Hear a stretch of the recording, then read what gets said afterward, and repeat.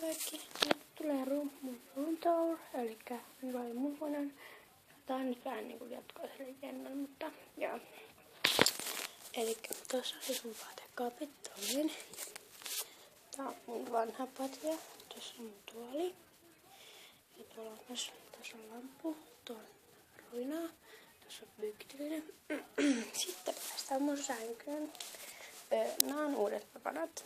Tässä on tää. Ja toi vaaletin on uudet patja.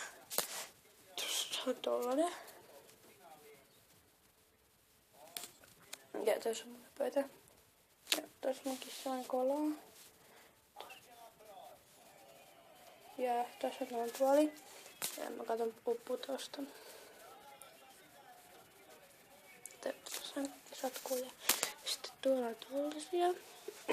Ja tuossa on tuoli. Tai siis tuolla on jakara. Tuossa on 2 rahia. Tuossa on mun koira. Vilja. Vilja. Hyvä se ei ollut. Tuossa on mun koulupöytä. Mä rotkunen. Tuolla on hylly. Ja tuolla on mun peili. Joo.